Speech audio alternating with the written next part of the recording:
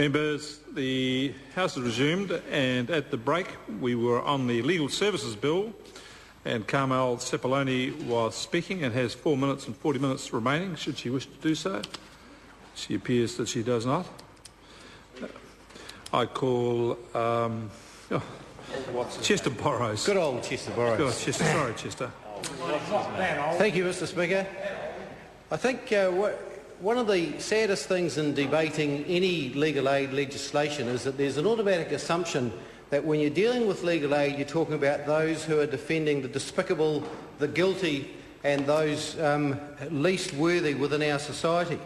And the problem we have is that we tend to try and fix the symptoms of what is a situation that has led us down this path. And what bothers me about the Bazley report is that the Bazley report does not address the underlying causes of problems within the legal aid system, which is the inequity of arms. We heard earlier the speaker from the Maori Party who was talking about how this bill may affect Maori vastly overrepresented within the criminal justice system, and of course the speaker is correct, because largely those Maori who are appearing before the court are unable to afford their own representation, and the criminal justice system, quite wrongly in my view, appears to apply legal representation completely back to front, because the more serious the category of crime before the court, the more money the Crown is prepared to throw at it, and on one side of that appears to be just because the penalties are more severe and so the risks of injustice are greater. However, at the lower level of offending that's appearing within our summary jurisdiction, which is the gateway offending that leads on to further offending, the more a young person, for instance, appears in summary matters before the court for low-level offending, the greater risk that they will come back.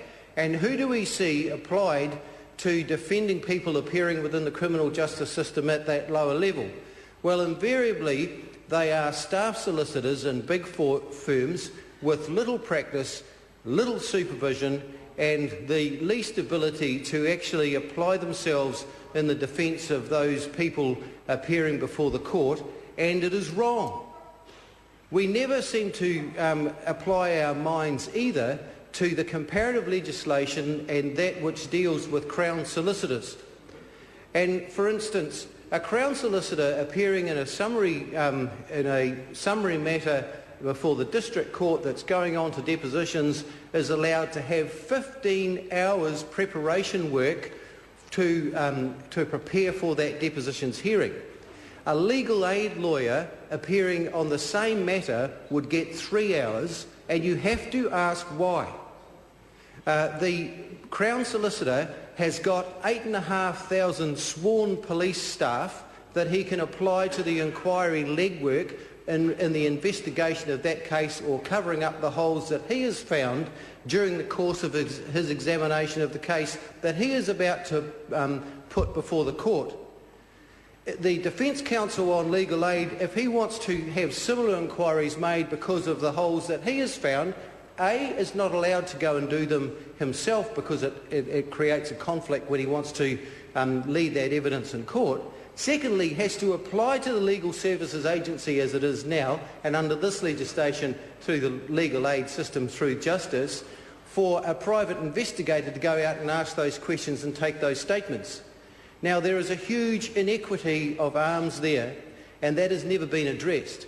And where that leads us to in the course of in examining the Bazley report, and where this legislation takes us to, is here. That the reason why we find legal aid lawyers have, in the words of Margaret Bazley, rorted the system or is milking the system, is what they are trying to do is to be able to apply themselves to the case that is before them, using the funding that they are able to achieve for that, and to some way balance the books or their budgeted time allocation that they have to make to keep their job, and they can't do it by charging legal aid.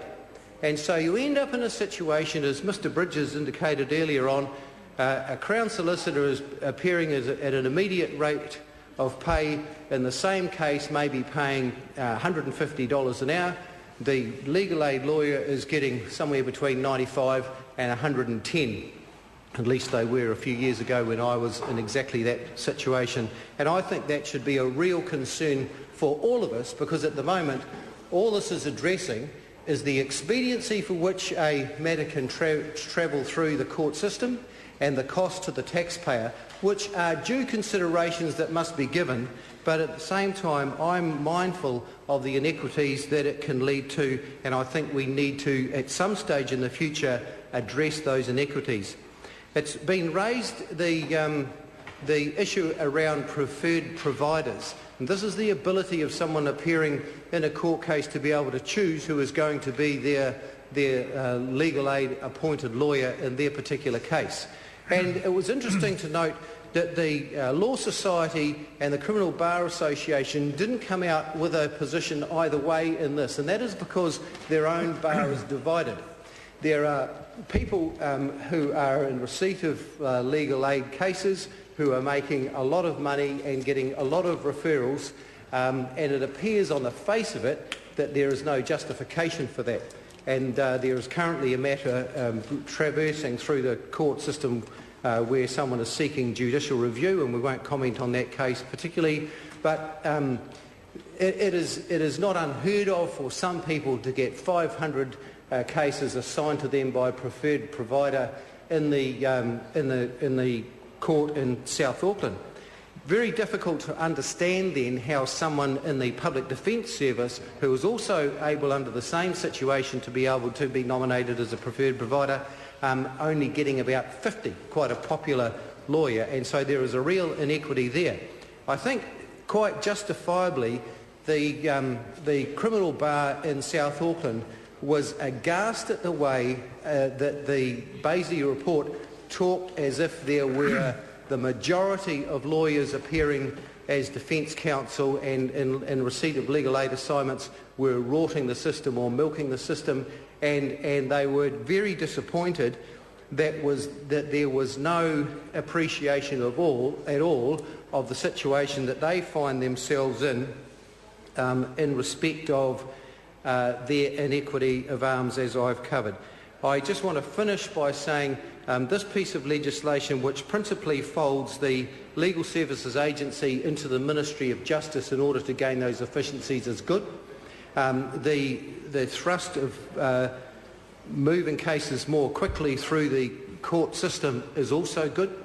Maintaining a rotation service for Category 1 and 2 cases before the court is something that will work well for both sides, because what it will do, it will encourage more experienced and more senior counsel to be assigned lower level cases and so appear before the courts with their very new and still wet behind the ear colleagues, giving those new colleagues the ability to learn from the more experienced practitioners appearing before the court, and giving those more experienced members of the bar an ability to be able to gauge just where the inadequacies are within the current system. And so I hope that over time what we will see is an enhanced legal services agency and legal aid providers, a more equitable system which serves all people appearing before the court justly and humanely, and in a way that they would expect to be treated in a modern and democratic society. Thank you, Mr. Speaker.